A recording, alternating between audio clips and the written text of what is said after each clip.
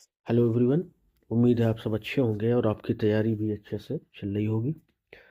हम एक बार आप फिर से आपके सामने पोस्ट मॉडर्न लिटरेचर के कुछ और क्वेश्चंस के साथ हाजिर हैं।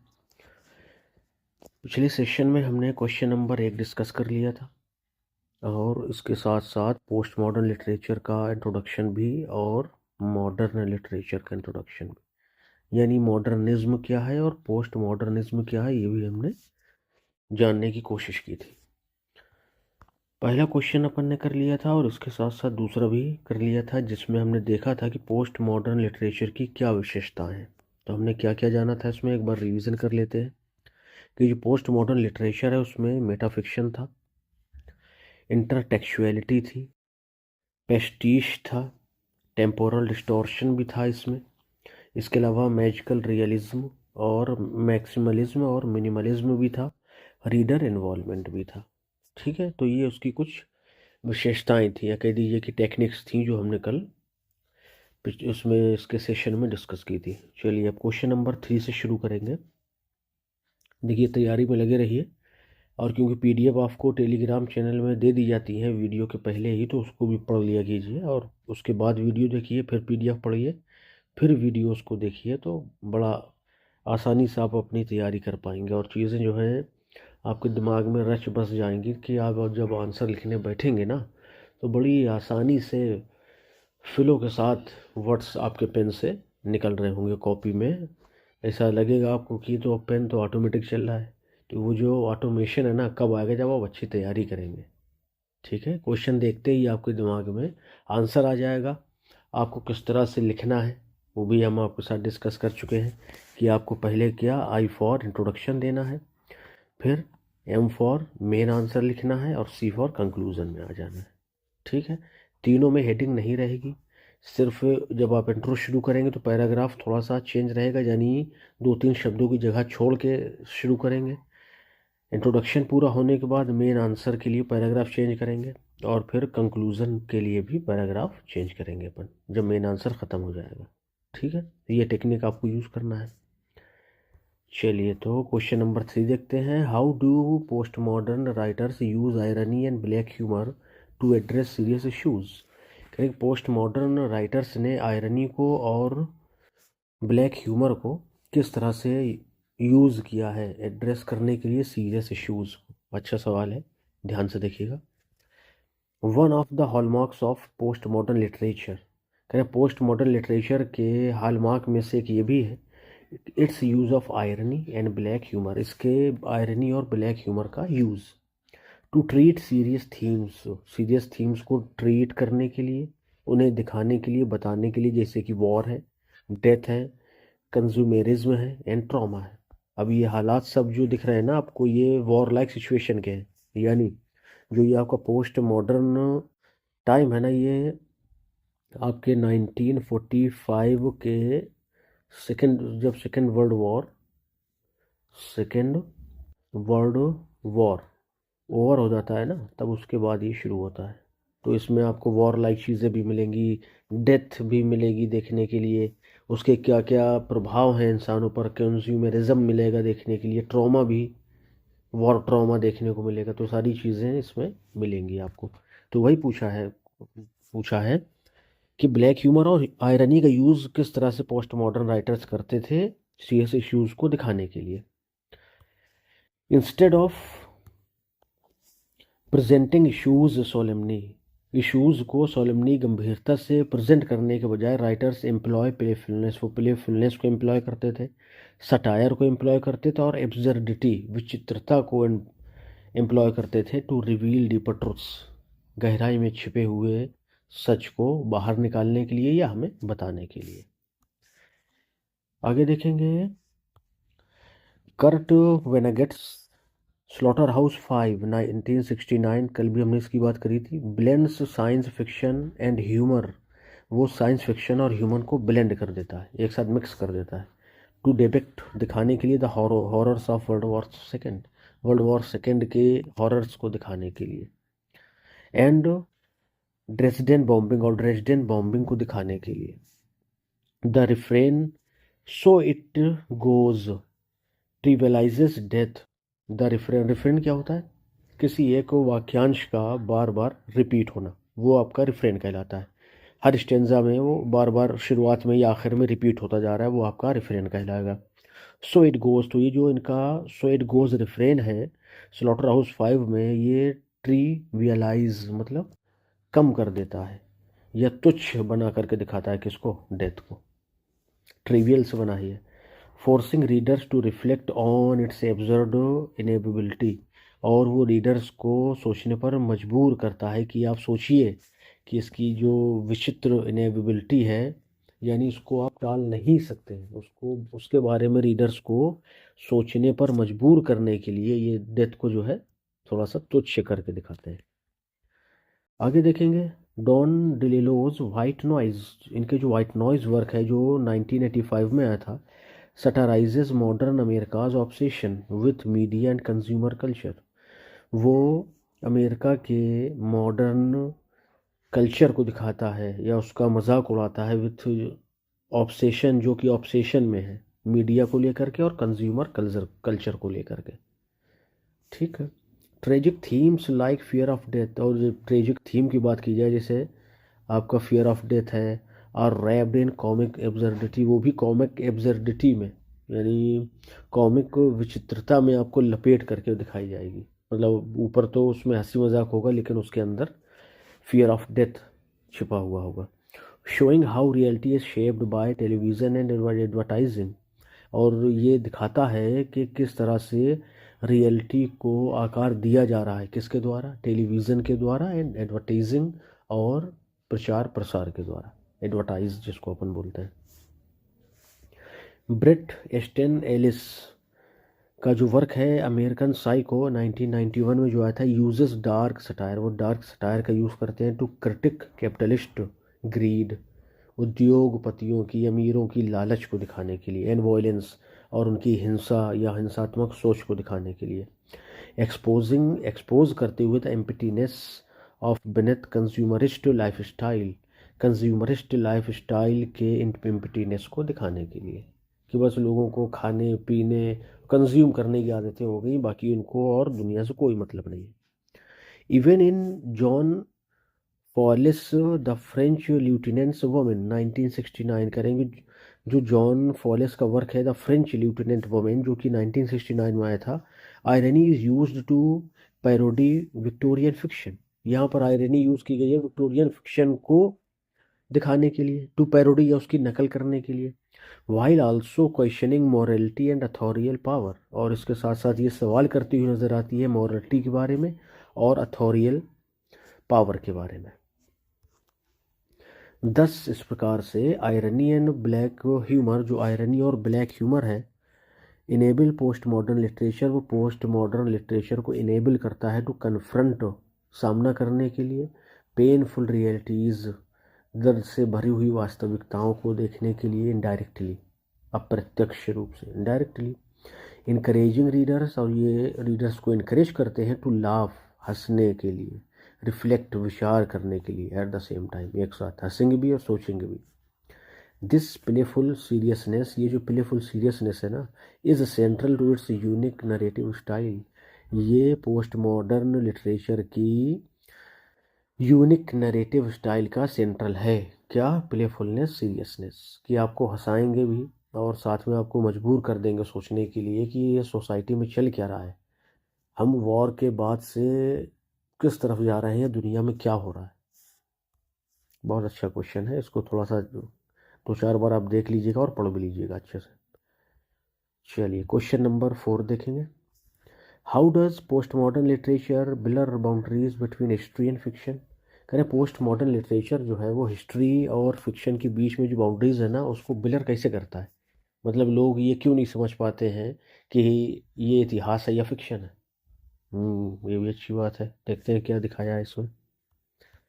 चलिए, post modern literature often questions, post modern literature जो है वो सवाल पूछता है प्रायः, the difference between history and fiction narratives, कि क्या अंतर है इतिहास या सच में और फिक्शन नरेटिव में या काल्पनिक आपके लेख में या कहानी किस्सों में।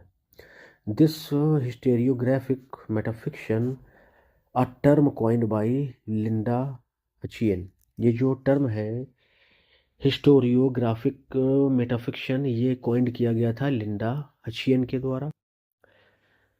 Treating imagination, treating both as contrasted approach, और ये दोनों को जो है कंट्रास्टेड अप्रोच की तरह ट्रीट करती है, चाहे वो इमेजिनेशन हो, यानी इससे आप जोड़ लीजिए इसको फिक्शन नरेटिव से, इमेजिनेशन को और हिस्ट्री को, ये दोनों को ट्रीट करती है कि as constructive approaches is called historiographic metafiction. ठीक है, इसी को हिस्टोरियोग्राफिक मेटाफिक्शन कहते हैं। अ टर्म कॉइन्ड बाय, चलिए ये तो शायद रिपीट हो गया है, नीचे आ जाइए। सलमान रश्दीज़ मिडनाइट चिल्ड्रन, सलमान रश्दी का जो वर्क है मिडनाइट चिल्ड्रन, जो उन्होंने 1981 में लिखा है, रिटेल्स इंडियन इंडिपेंडेंस, वो इंडियन इंडिपेंडेंस को की कहानी को रिटेल करते हैं, फिर से बताते हैं through magical realism, magical realism के ज़रिए। मिक्सिंग पर्सनल मेमोरी को मिक्स करके विद पॉलिटिकल इवेंट्स, घटनाओं के साथ। The line between truth and imagination is deliberately blurred, जो लाइन है ना बिटवीन ट्रुथ एंड इमेजिनेशन, वो डेलिबरेटली जानबूझ करके ब्लर कर दी जाती है कि आपको समझ भी नहीं ना आए कि जिसकी बात की जा रही है वो पर्सनल मेमोरी को बता रहा है या वो अपने मैजिकल रियलिज्म के थ्रू उसकी बात को एक्सप्लेन किया जा रहा है, मतलब वो अपनी इमेजिनेशन को बता रहा है या फिर वो रियल बात कर रहा है। तो इसके बीच में जो लाइन होती है ना उसको जानबूझ के ब्लर किया गया है। सिमिलरली इसी तरह से टोनी मॉरिसन्स बिलवेड जो वर्क है 1987 का, रिकंस्ट्रक्ट्स द हिस्ट्री ऑफ स्लेवरी, वो हिस्ट्री के स्लेवरी को रिकंस्ट्रक्ट करते हैं, गुलामी के इतिहास को, थ्रो घोस्टली प्रेजेंस, भूतों की प्रेजेंस उपस्थिति दिखा करके, उपस्थिति, फ्रेगमेंटेड मेमोरी को दिखा करके, फ्रेगमेंटेड मतलब बटी हुई मेमोरी, यादों को दिखा करके, showing how trauma makes history unreliable and subjective, और उसमें ये दिखाते हैं ये कि कैसे ट्रॉमा जो है इतिहास को अनरिलायबल बनाता है, जिस पर आप भरोसा नहीं कर सकते हैं, एंड सब्जेक्टिव, और सब्जेक्टिव बनाता है। ये वर्क ध्यान रखिए, नहीं से एक्सप्लेन करते बनेगा अच्छे से, और जब आप इस तरह से एक्सप्लेन करेंगे ना तो 12 में 12 ही समझिए पक्के से, और 8 में 8 समझिए बिल्कुल पक्के से। ठीक है, चलिए। John Fowles the French lieutenant's women rewrites Victorian history, इसमें ये विक्टोरियन हिस्ट्री को रीराइट करते हैं विथ मेटाफिक्शनल कमेंट्री के साथ। Undermining traditional historical authority, undermining कम दिखाते हुए या उनको थोड़ा सा कमतर बताते हुए जो कि ट्रेडिशनल हिस्टोरिकल अथॉरिटी रही है। ठीक है, ये मतलब ट्रेडिशनल पारंपरिक रूप से हिस्टोरिकल ऐतिहासिक अथॉरिटी जो रही हैं उनके बारे में जब लिखते हैं ना तो उसमें भी मेटाफिक्शन का यूज़ करते हैं। वहाँ पर भी जो है आपको बीच में जो लाइन है हिस्ट्री और फिक्शन के बीच में, वो बिल्कुल ब्लर, गायब दिखाई देगी, आप समझ नहीं पाएंगे कि इसकी विक्टोरियन हिस्ट्री की रियलिटी क्या है और उसमें इन्होंने कौन सी अपनी इमेजिनेशन को गढ़ दिया है अंदर। टॉमस पिंचन्स ग्रेविटीज रेनबो 1973, पिंकन भी आप कह सकते हैं, कंबाइंस वर्ल्ड वॉर सेकेंड से हिस्ट्री, ये जो वर्क है इनका वो वर्ल्ड वॉर सेकेंड की हिस्ट्री को पैरोनिया के साथ में और केओस के साथ में क्या करता है, कंबाइन कर देता है। ठीक है, तो इन ये भी वर्क इंपॉर्टेंट आप ध्यान में रखेंगे। टॉमस पिंकॉन्स या पिंचॉन्स वर्क जो है, जैसे CH को हम चौसर के नाम में चा पढ़ते हैं, तो ऐसे इसमें चा भी पढ़ सकते हैं और का भी पढ़ सकते हैं। जैसे का के लिए भी कई एक एग्जाम्पल आपको मिल जाएंगे, केमिस्ट्री, CH केमिस्ट्री का पढ़ा जाता है वहाँ। ठीक है, तो देख लीजिएगा, वो पढ़िए जो आपको ध्यान में रहे, तब हम चक्कर में नहीं पढ़ना है कि कौन क्या पढ़ता है और किसने क्या रूल बताए हैं। तो अपने को समझना है, अपने को याद करना है, वो अपन बना लेंगे जैसे पढ़ना है ना। तो ये पागल पैरोनिया मतलब पागलपन और कियोस, उथल पुथल के साथ में वर्ल्ड वॉर सेकेंड की हिस्ट्री को मिला देते हैं। Illustrating how history itself feels, और उसमें ये दिखाते हैं कि कैसे इतिहास स्वयं फील करता है, fragmentive, feels like a fragmented narrative की तरह, यानी इतिहास how history itself feels, कि इतिहास स्वयं कैसे महसूस करता है, लाइक अ फ्रेगमेंटेड नरेटिव, और वो ऐसे फील करता है जैसे कि वो फ्रेगमेंटेड नरेटिव। ये ज़्यादा सुटेबल इसका एक्सप्लेनेशन रहेगा। चलिए आगे देख लीजिए भाई। By blending history and fiction, history और फिक्शन को ब्लेंड करके, मिला करके, मिक्स करके, post modern literature emphasize post modern literature emphasize करता है दैट की हिस्ट्री इज नेवर न्यूट्रल, इतिहास कभी न्यूट्रल रहा ही नहीं। जिसकी लाठी उसकी भैंस, कल बात करी थी अपन ने, न्यूट्रल हो ही नहीं सकता। जिसकी सत्ता होगी उसका डंडा बोलेगा। बट शेप्ड बाय परस्पेक्टिव्स, बल्कि इसको आकार दिया जाता था अपने अपने परस्पेक्टिव के हिसाब से, आइडियोलॉजी के हिसाब से, स्टोरी टेलिंग के हिसाब से।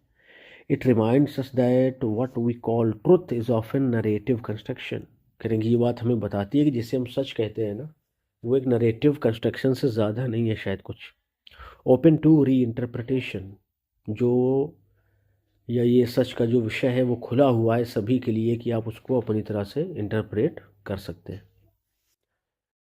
सही है ये। इतिहास कभी भी आपको एक नज़रिए से अगर आप देखेंगे ना तो मुश्किल है उसको जो समझ पाएँ आप। कई एक नज़रिए मिला करके समझना पड़ेगा, तब आपको असल बात कुछ कुछ समझ आएगी। ठीक है, तो यहाँ पर हमने पोस्ट मॉडर्न लिटरेचर की बात करी, जिसमें इतिहास और फिक्शन के बीच में जो अंतर था उसको ख़त्म कर दिया गया था, यानी उसके बीच में जो बाउंड्री थी उसको ब्लर कर दिया गया था। तो इसमें कुछ वर्क है, एक बार इसको फिर से देख लीजिए। जैसे सलमान रश्दी का वर्क है मिडनाइट चिल्ड्रन, इसको आपको ध्यान रखना है। टोनी मॉर्सन से का वर्क है कौन सा, बिलवेड, इसको भी अच्छे से ध्यान रखिए। जॉन फॉलेस का वर्क है द फ्रेंच ल्यूटेनेंस वुमेन, इसको भी अच्छे से ध्यान रखिए। वर्क का नाम लिखेंगे और जब उसके बाद आप एक्सप्लेन करेंगे ना तो उसका इम्पैक्ट अलग ही होगा। थॉमस पिंकन्स ग्रेविटीज रेनबो, ठीक है, तो इन वर्क्स को ध्यान रखिए और आसानी से पूरी बात को आप अच्छे से स्ट्रक्चर्ड करके वहाँ पर लिख दीजिएगा। बस बढ़िया पास हो जाइएगा, एक सीट ले लीजिएगा और बढ़िया बैठ करके जीआईसी में पढ़ाइएगा। अगला देखेंगे, पांचवा क्वेश्चन है, what role does the reader play in post modern literature. अच्छा, करेंगे पोस्ट मॉडर्न लिटरेचर में रीडर का क्या रोल है, पढ़ने वाले का, यानी हम लोगों का क्या रोल है वो हमें बताना है इसमें। यहाँ पर रखिए इसको। What does the readers role, reader play, या रीडर कौन सा रोल प्ले करता है, उसका क्या महत्व है, क्या रोल है, वो अपन इसमें डिस्कस करेंगे। चलिए, in post modern literature the reader is not a passive consumer, वो कोई पैसिव कंज्यूमर की तरह नहीं है, but an active participant in meaning making, बल्कि वो मीनिंग मेकिंग यानी जो भी वर्क या लेख उसके सामने है उसके मतलब को साफ करने के लिए उसमें एक्टिवली पार्टिसिपेट भी करता है। रोलैंड बार्थलेस एसे, रोलैंड बार्थलेस का जो एसे है the death of the author 1967 का वर्क है, ऑर्ग्यूड, वो ये ऑर्ग्यू करता है, तर्क देता है डेट की meaning resides in the readers interpretation, कि जो मीनिंग है ना वो रिजाइड रहती है कहाँ पे, रेजिडेंस होता है ना उसी से रिजाइड है, या रिजाइड से रेजिडेंस बनता है, in the readers interpretation, reader की इंटरप्रिटेशन में। ठीक है ना, ये नहीं कि जो ऑथर ने लिख दिया वही बात जो है वो पत्थर की लकीर है ना भाई, अब ये पोस्ट मॉडर्न एरिया एरा है। अब हम जो चाहेंगे, हम यानी रीडर्स जो चाहेंगे ना वो उसका मतलब निकालेंगे। ये इसमें इन्होंने कहा, इस वर्क को ध्यान रखिएगा, Roland Barthes the death of the author 1967, यानी ऑथर ने लिखा, तुम्हारे लिए ऑथर का काम खत्म, अब जो काम है वो रीडर का है, वो अपने हिसाब से देखेंगे। नॉट इन ऑथोरियल में इंटेंट, करेंगे जो इंटरप्रिटेशन है ना वो रीडर के मीनिंग पर अब क्या करेगा, रिसाइड करेगा। नॉट इन ऑथोरियल इंटेंट, ना कि लेखक के इरादे पर कि वो क्या चाह रहा है ना। Post modern text directly involves readers through unresolved plots, जो पोस्ट मॉडर्न टेक्स्ट है डायरेक्टली वो सीधे तौर पर इन्वॉल्व करता है रीडर्स को थ्रू अनरिजॉल्व्ड प्लॉट्स, प्लॉट्स के जरिए। मेटाफिक्शन एंड नरेटिव गैप्स, और वो क्या है, मेटाफिक्शन है और नरेटिव गैप्स हैं। For example, Italo Calvino's if on a winter's night a traveller, देखिए अब पांचवा क्वेश्चन शुरू हो गया है तो कुछ गिने चुने ही वर्क हैं, जो आपको ध्यान रखने हैं, मतलब बहुत सारे नहीं है कि 150 हो, 6-7 वर्क हैं जो आपको ध्यान रखने हैं। उसमें अलग अलग तरह की थ्योरी दी गई हैं, बस वो आपको बढ़िया से लिख करके आ जाना है। तो ये जो इनका वर्क है इटालो कैल्विनो का, if on a winter's night a traveller, 1979 में आया था, मेक्स द रीडर प्रोटोगोनिस्ट, वो रीडर को ही प्रोटोगोनिस्ट बनाता है, हीरो, एड्रेसिंग देम डायरेक्टली, उन्हें सीधे तौर पे एड्रेस करके, उनको उसमें इन्वॉल्व करके, को क्रिएटर बना करके। व्लादिमिर नोबोकोज पेल फायर, 1962, ये व्लादिमिर नो नेबोकोव का वर्क है, पेल फायर, जो 1962 में आया था। रिक्वायर्स रीडर्स, वो रीडर से चाहता है to piece together meaning from a fictional poem and commentary, कि वो टू पीस टुगेदर, एक साथ मिला ले मीनिंग को फ्रॉम अ फिक्शनल पोयम, चाहे वो पोयम हो फिक्शनल या कोई कमेंट्री हो। ब्लरिंग ऑथर नरेटर बाउंड्रीज, और ये जो है ऑथर या नरेटर की बाउंड्रीज को ब्लर कर देते हैं, ख़त्म कर देते हैं, कि तुमने लिख दिया, तुम्हारा काम ख़त्म, अब रीडर को आने दो। अगला देखिए, जॉन फॉलेस द फ्रेंच ल्यूटेनेंट्स वुमेन, देखिए वही रिपीट हो रहे हैं वर्क बार बार, बस खाली क्या किस वर्क में बताया गया है ना वो ध्यान रखिए, सारा काम आसान है, आराम से आप एक्सप्लेन करके आएंगे, एलेबोरेट करके, कोई भी क्वेश्चन आपको मिलेगा तो। ऑफर्स मल्टीपल एंडिंग्स, इसमें मल्टीपल एंडिंग्स भी हैं, किसमें, फ्रेंच ल्यूटेनेंट्स वुमेन में, किसका वर्क है, जॉन फॉलेस का।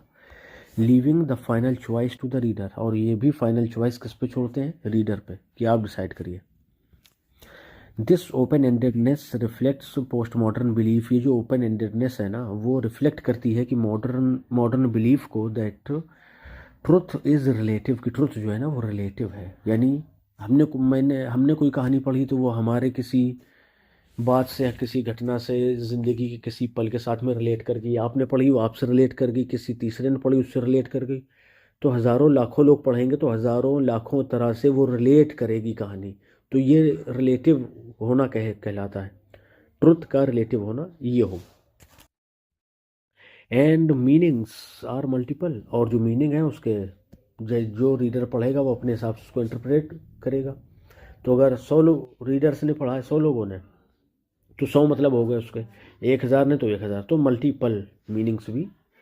Instead of delivering fixed messages, fix messages को डिलीवर करने के बजाय टेक्स्ट, ये जो टेक्स्ट है इन वर्क्स का, पोस्ट मॉडर्न राइटर्स के, वो इनवाइट करता है रीडर्स को टू इंटरप्रेट, कि आप बताइए कि आपने क्या समझा, क्वेश्चन उनसे सवाल करता है, and even create new meanings, और नया मतलब भी टेक्स्ट निकालता है, हर बार जितने लोग पढ़ेंगे नया मतलब दिखाई देगा आपको।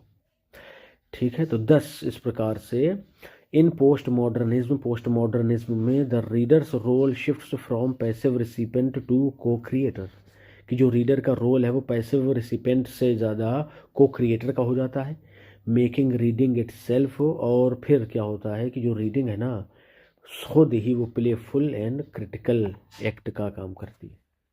ठीक है, making reading it self a playful and critical act, वो इसे एक प्लेफुल और क्रिटिकल अच्छा एक्ट बना देती है, ऐसा समझिएगा। ठीक है, तो ये हो गए हमारे पोस्ट मॉडर्निज्म के कुछ क्वेश्चंस। अब कल का जो हमारा टॉपिक रहेगा या अगले सेशन का वो रहेगा कॉलोनियल लिटरेचर, इसकी विशेषताएं हम जानेंगे, क्या क्या इसमें कैरेक्टरिस्टिक्स थी, क्या क्या क्वालिटीज़ थी, वो सब अपन बात करेंगे। इसमें रीडर का, राइटर का, ऑथर का क्या रोल रहा, इन्होंने कौन सी थीम्स पर, कौन सी आपकी स्टाइल्स को जगह दी अपने वर्क्स में, ये सब डिस्कस करेंगे। ठीक है भाई, चलिए, उम्मीद है सेशन आपको अच्छा लगा होगा। एक बार फिर से आपकी जानकारी के लिए बता दें कि आपको डिस्क्रिप्शन में टेलीग्राम और व्हाट्सएप का लिंक मिल जाएगा, उनको ज्वाइन कर लीजिए। लिंक के थ्रू पीडीएफ्स आपको वीडियोस से पहले दे दी जाती हैं वहीं पर, तो जब आप पीडीएफ पढ़ करके वीडियोस को देखेंगे तो ज़्यादा असर होगा, या वो रीडिंग स्टडी जो है आपकी वो ज़्यादा असरदार होगी, और उस आप फिर आसानी से अपना मेंस जो है बहुत बढ़िया से लिख करके आएंगे। ठीक है भाई, चलिए, और कोई अगर सुझाव हो तो बता दीजिए, कौन से टॉपिक में आप चाहते हैं कि पहले डिस्कशन हो जाए फिर बाद में दूसरे टॉपिक पर डिस्कशन हो जाए, तो वो आप बता सकते हैं। ठीक है, उम्मीद है आपको एक्सप्लेनेशंस जो होते हैं क्वेश्चंस के वो समझ आते होंगे और अच्छे भी लगते होंगे। आप सभी का चैनल से जुड़ने के लिए बहुत बहुत शुक्रिया, और आपसे बस एक रिक्वेस्ट है कि जहाँ भी जिस भी ग्रुप में आप जुड़े हैं, व्हाट्सएप में, टेलीग्राम में, तो टेलीग्राम में वहाँ पर इन वीडियोस को शेयर करिए ताकि ज़्यादा से ज़्यादा लोग अपने साथ जुड़ें और हमारी जो फॉर्चुनेटोज़ की फैमिली है वो खूब बड़ी सी फैमिली हो जाए। ठीक है, चलिए मिलते हैं नेक्स्ट वीडियो में। Till then bye bye, thank you.